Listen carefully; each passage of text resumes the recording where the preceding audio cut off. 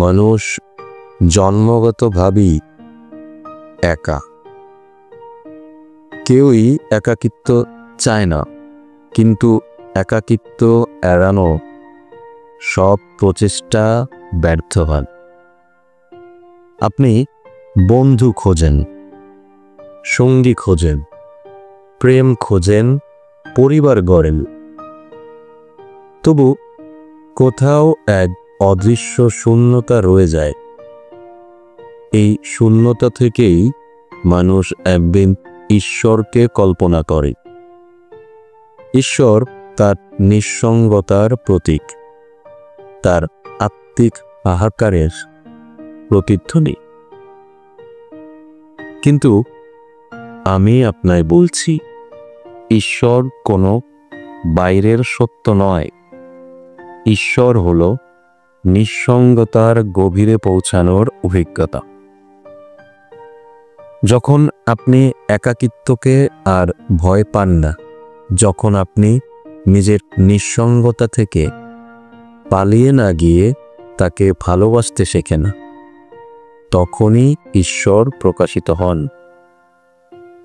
তখন আপনি বুঝতে পারেন আপনি কখনোই একা ছিলেন না। আপনি নিজেই একটি পূর্ণতা। আপনার নিঃসঙ্গতা আসলে এক বিশুদ্ধ অলৌকিক এক উপলব্ধি, যেখান থেকেই ঈশ্বরের জন্ম হয়। আপনি নিঃসঙ্গ কেন? কারণ আপনি অন্যের মধ্যে নিজেকে খুঁজে নিতে চান। আপনি ভাবেন, কেউ যদি আমায় ভালোবাসে তবে আমি পূর্ণ হব। কেউ যদি আমার পাশে থাকে তবে আমি নিরাপদে থাক। এই ধারণা ভুল। কেউ আপনাকে পূর্ণ করতে পারবে না। কেউ আপনার শূন্যতাকে ভরতে পারবে না, কারণ সেই শূন্যতা আসলে কোনো ত্রুটি নয়, সেটাই আপনার প্রকৃতি। আপনি যদি সেই শূন্যতার সঙ্গে বসতে পারেন, চোখে চোখ রাখতে পারেন, আপনার হৃদয়ে তাকে আমন্ত্রণ জানাতে পারেন, তবে সে শূন্যতা ঈশ্বর হয়ে ওঠে। মানুষ প্রেম খোঁজে কারণ সে নিঃসঙ্গতা থেকে পালাতে চায়, কিন্তু প্রকৃত প্রেমের জন্ম হয় তখনই যখন আপনি একা থাকতে শেখেন। যে নিজেকে ভালোবাসতে পারে সেই অন্যকে ভালোবাসতে পারে। যে একাকিত্বকে ভোগ করতে পারে সেই জীবনের আনন্দকে জানে। যে নিঃসঙ্গতার মাঝে ঈশ্বরকে আবিষ্কার করতে পারে, তার জন্য এই পুরো অস্তিত্ব হয়ে ওঠে এক উপাসনালয়। ধ্যান মানেই নিজের সঙ্গে একা হয়ে বসা। কোনো বই নয়, কোনো প্রার্থনা নয়, কোনো মন্ত্র নয়, শুধু নিজের নিঃসঙ্গতার গভীরে নেমে যাওয়া। চুপ করে বসুন, চোখ বন্ধ করুন, নিঃশ্বাসের প্রতি মনোযোগ দেও। আপনার মধ্যে যে নিঃসঙ্গতা আছে তাকেও স্বাগত জানান।